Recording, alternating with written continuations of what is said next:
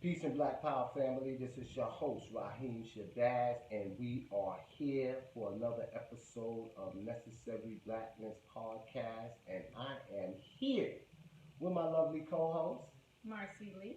and this is 3 weeks in a row. That's right. We doing good. You know, they said the third time is a charm.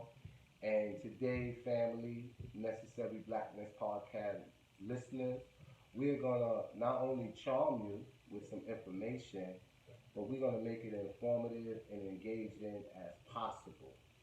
Now, before we get into our topic subject, I just wanted to go over an article that's actually on CNN Health, and it talks about black babies. And it says that black babies are 3 times more likely to die when looked at by white doctors. Right. You know, someone will read that as in the dominant society, and they will say, oh, it doesn't matter the color of the doctor. You know, a doctor's a doctor, but it does matter. The same way that we have been arguing for years, and statistics shows the data is there that there's a disparity in education as well as health. And in education, those that have black teachers are more prone to be more successful, more prone to graduate and have careers and different things like that. So in this article, it talks about black newborn babies in the United States are most likely to survive childbirth if they're cared for by a black doctor, but they're 3 times likely to die if they're cared for by a white doctor. Why do you think that? First of all, that's heavy, but I think it's just a reflection of um, the entire makeup of our society in regards to how white people feel about black people. It's almost like there's a lack of empathy, and they don't see us as needing the same as what their white counterparts might need. Absolutely. So I think it's just a true reflection of how people really feel of bias. Some people confuse racism and bias, and some people feel like having when their racism isn't overt and it's passive, they don't consider it to be racism, but it shows that there is a bias because the data is actually reflecting that. So you can't argue with the research. You can't. So You know, a lot of people might say that that this is racism, but this is science. And in the science field, they call it statistics. They call it data. And when I was reading this article, it just brought me back to the book by our dear sister, um, Medical Apartheid. mm, And that's a very good book, family. If you haven't read that book, make sure you go out there and check it out. But the article goes on to say, right, that the mortality rate has shrunk between 38% and 59% when there's a black doctor involved. So that's very key, that if the mortality rate shrinks from 38% to 59% because there's a black doctor, then in order to save black life, if we say black life matters, black lives matter, then we need to have black doctors. What you right. think? Yeah, so I agree, and it's very scary when you know when parents are looking for professional healthcare providers.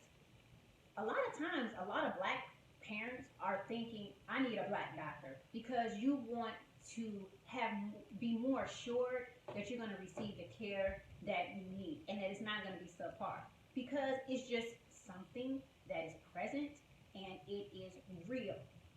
That when you are a black person and you're walking into a white healthcare provider's office, you're just not you're not comfortable as if it was a black healthcare provider, because you just don't know the type of care that you're going to receive.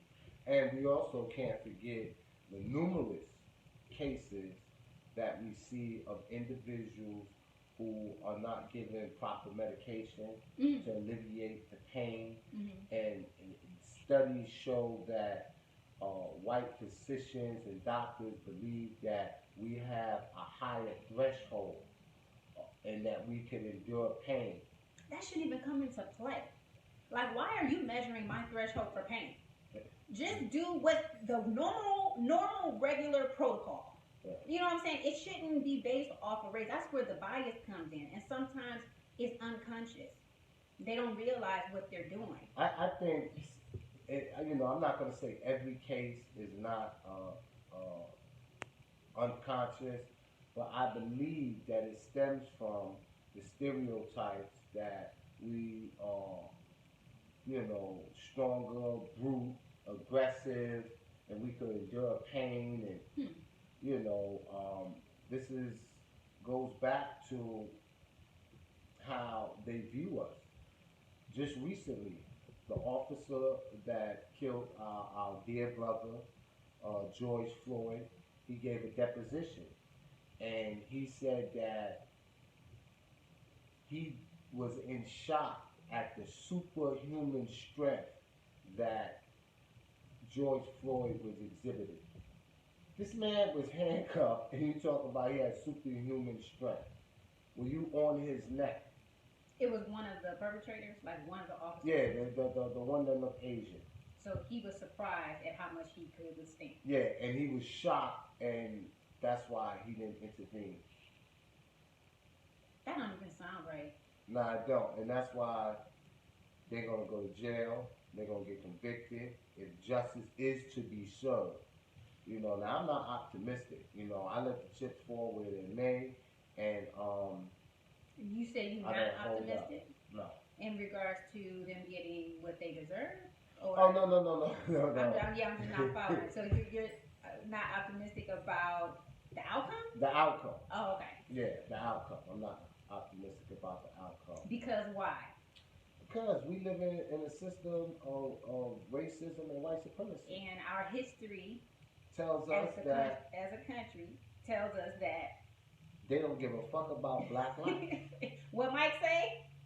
All I want to say is that they don't give a fuck about it. Remember that song? Oh yeah. Hey. Yeah, so Mike was on time. Mike knew what time it was. Prince, a lot of our greats. I seen you post a video of Prince. Yeah. A little snippet. And yeah. What was he saying in that video? He was saying that there's a war going on in the mind, and he's saying that the mind is the battlefield.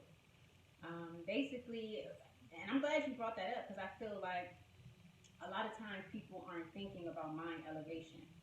They're not thinking about how they can improve their lives on a daily through self-mastery. So when I saw that clip, that's why it resonated with me. Okay. Because I feel like that's something that each and every one of us should be thinking about on a daily basis.